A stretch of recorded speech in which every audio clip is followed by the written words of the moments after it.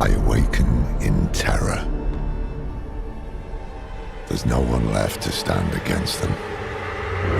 Diablo 4 was just announced at BlizzCon, and if you're behind on what to expect from the game, I'm here to keep you informed with 10 things you need to know about Diablo 4. Hell is coming, brother. Hell is coming. You haven't failed, old man. You've done exactly as you were meant to do. However, I am not the Archangel Tyrael.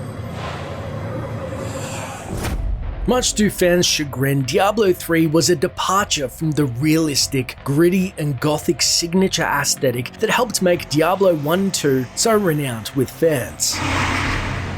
Reportedly, Diablo 4 is aiming to harken back to Diablo 2 in art direction, and that many at Blizzard felt that Diablo 3 had drifted away from former titles in its art style and spell effects. Diablo 4's project design director Luis Barriga echoed the sentiment, stating one of Diablo 4's design pillars is "Embrace the Darkness." This thankfully has resulted in the series going back to its roots and getting rid of anything that was considered cartoony in Diablo 3. You have done well, Marius. Now I think you shall have your reward. I don't deserve.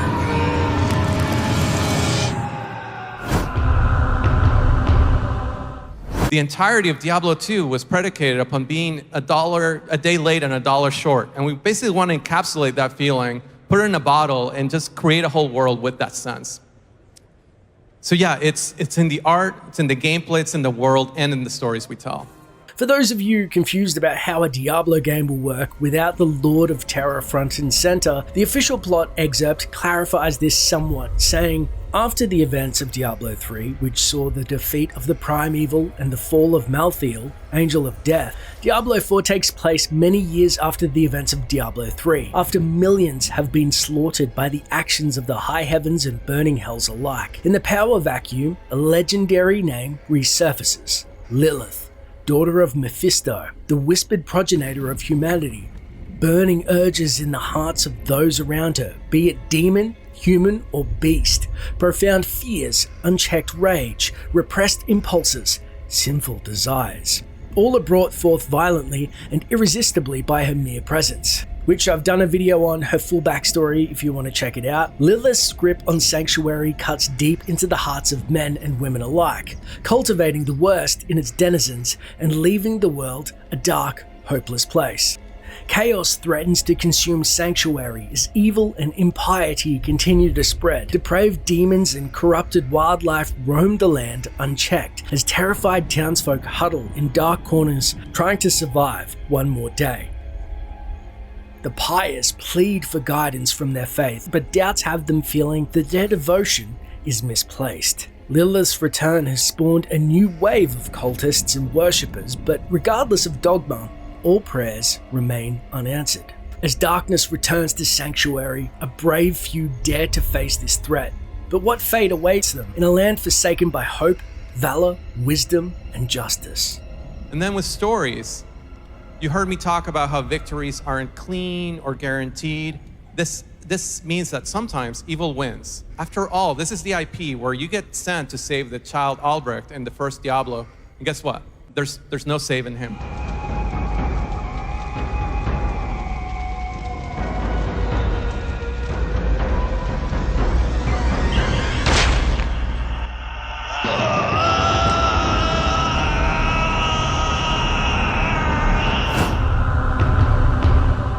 We're making an open world with a non-linear campaign so that you can be in charge of how you decide to level. If you're the type of player that wants to take breaks between the story and do some of the repeatable content, explore a little bit, do side content, stuff like that, great. If you're the type of player that wants to experience the story uninterrupted, you can still do that.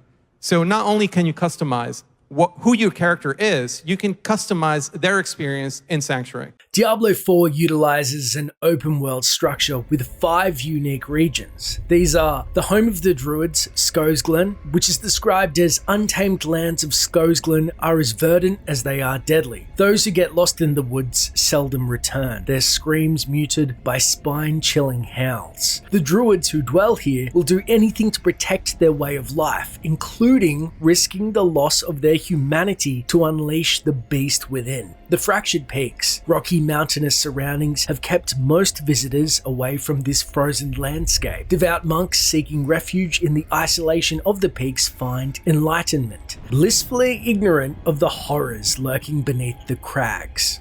The dry steppes. In the dry steppes, lives are worth less than water. Rugged barbarians, ruthless mercenaries, and cannibalistic blood mages fight for survival in the harsh and unforgiving salt flats that only the most hardy or desperate call home. The swamplands of Hawazar, poison, disease and despair spread over this region like mold, growing and infecting everything within. Hawazar is a deadly land even to those familiar with its tortuous and torturous paths. Witches intone long-forgotten curses within the swamps, and only those who deal in death or wish to find it willingly come here.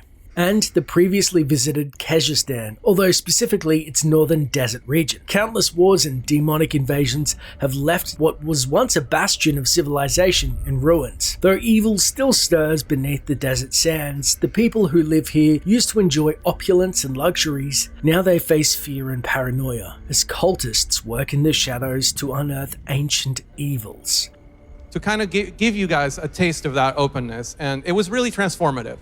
That was a moment where we learned a lot about how the game could be played and where we saw how you guys were approaching Diablo.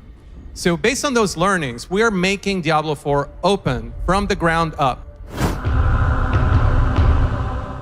And there will still be waypoints to travel around because we think that's really core to the fantasy of Sanctuary. With so much world to explore, we saw the opportunity to add a new feature, and that is mounts. Players are able to use mounts to traverse across these lands and long distances, and are key in Diablo 4 due to the sprawling nature of the game. However, if WoW is anything to go by, I think it's safe to say the mounts in the gameplay demo are fairly generic and tame looking compared to endgame mounts we're gonna see. So we took a very Diablo approach to this feature, both thematically from a gameplay perspective. So taking a look at this concept art right here, you'll be able to swap out the armor pieces, change the saddle, change, what's another? Armor? Horseshoes. Horse armor, and maybe swap out that fallen head for a different trophy. And not only does this add, aesthetic customization, but it also changes the gameplay. So if you're in PvP and you're running away from a sorceress that's turned hostile on you, you may want to equip some items that decrease the damage that you take on a mount, or maybe make your mount go a little bit faster so you can outrun that firewall or outrun that blizzard. And keep your ears for another day. Hey, just was wondering, is this an out-of-season April Fool's joke? No. Diablo 4 comes hot off the heels of Diablo Immortal's fumble, and while it originally went in development in 2014, then got scrapped and rebooted in 2016, the infamous Blizzard polish will likely be present. We aren't even close to getting a solid release date. According to game director Luis Barriga, he said, Very, very early first step. We're not coming out soon, not even Blizzard soon. You can probably put the 2020 dates to bed. Hell is coming.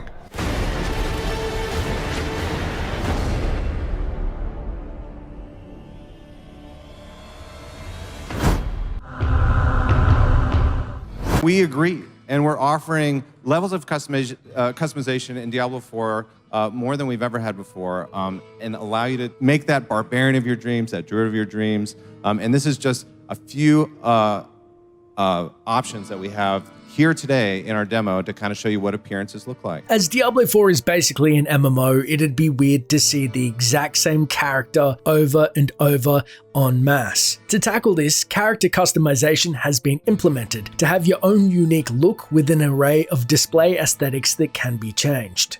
And then these are some concepts of also where we're going with this. We really want to give you like kind of like a template, and you can build on that fantasy however you want. So if you want to customize the hair, the skin, the jewelry, the scars, the tattoos, those kinds of things. And we really wanted to, like, we have a lot of these that we're planning. All right, but it's not just the appearance. Customization is at the core of Diablo. And what I mean with that is gameplay customization. And customization is back with a vengeance. We're bringing back some ideas and new ideas that we've become inspired from previous games. So we have super happy. We're a little nervous. They're like, they're gonna like it. Yeah. So we have a trifecta of customization options with talent trees, with skill ranks, and with rune words. Rune words especially, we've taken inspiration from Diablo 2 and given it a fresh new interpretation. You'll get to hear all about it in our systems and feature panel tomorrow, or if you check it out on the demo. We have 3 classes, our first 3 classes. We're gonna have 5 when we ship. Although we know officially there will be 5 classes at launch, 2 of which still remain a mystery, we have a confirm of the Barbarian, the Sorcerer, and Diablo 2 favorite, the Druid's confirmed return. Each had a spotlight at BlizzCon 2019, which I will highlight key footage of. Starting with the Druid.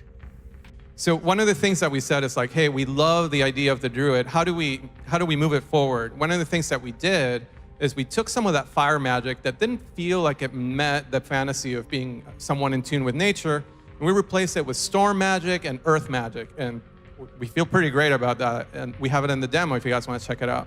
We kept his nature companions, like the wolves, the ravens, the vines, all of that.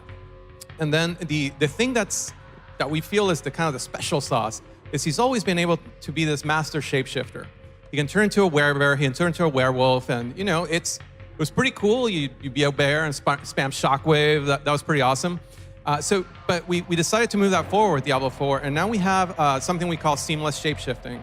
What that means, if you truly want to embrace the hybrid nature of the class, you can start an attack in one form, and you'll begin animating as smooth and fluid as the Diablo 3 combat you've enjoyed so far. We're leveling that up. So mid-swing, you will transform into the correct form. So you'll press that button for a werewolf attack, you'll start animating caster form, finish it in werewolf form. If you're surrounded by enemies, you can conjure up a boulder, push those enemies away, and then turn back into a werebear. But enough of me talking, let's see that stuff in action. Send your pets in, summon up some storm magic. Boom. Yeah.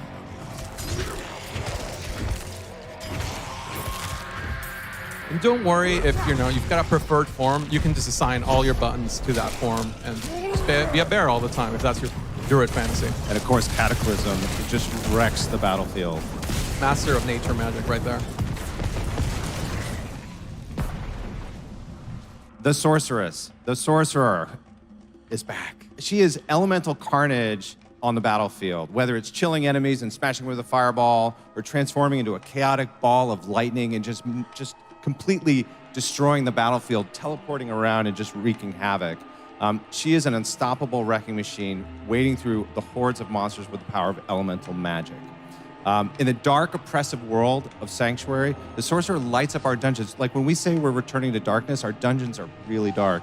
And the Sorceress lights it up in an amazing, fantastic way with our new engine and our new tech. And we're going to take a look right now. I love that in addition to bringing the light show, gameplay-wise, you feel like a dungeon boss when you play a Sorceress. She has basically control over the battlefield with abilities like Blizzard, like Firewall, that basically make you feel like you are doing area of denial attacks on enemies. Really cool.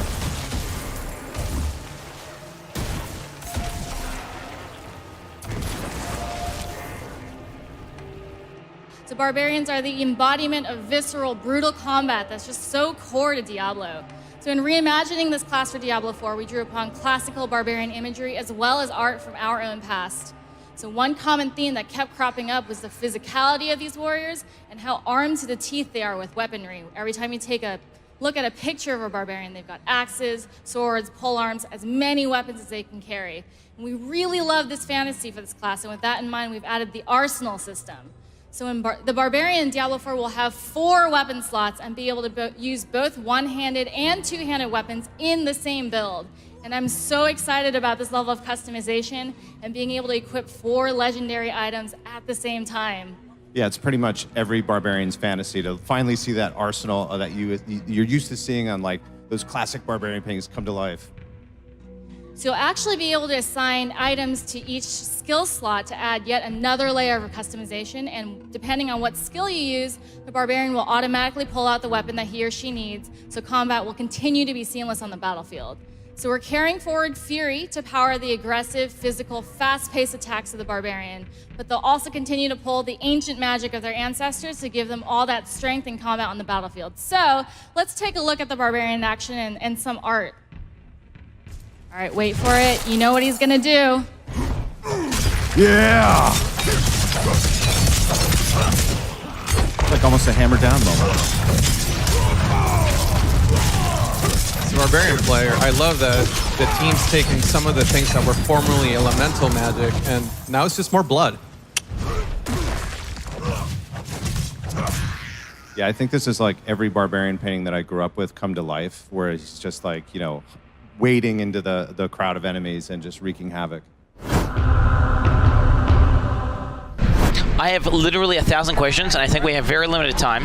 Blizzard's official description of the game boasts, Diablo 4, the newest incarnation of Blizzard Entertainment's genre-defining action role-playing franchise, returns with dark, visceral gameplay, robust customization, deep loot, and infinite adventures. But how does infinite adventures work? Well, lead designer Joe Shelley tackles this with Quinn69 at BlizzCon during a livestream, talking about world bosses and a new feature called Key Dungeons for endgame players.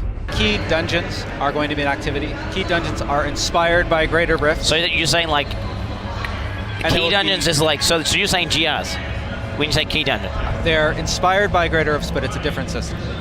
And there'll be additional activities beyond that that we haven't announced. These key dungeons, yes, are they going to be infinitely scaling?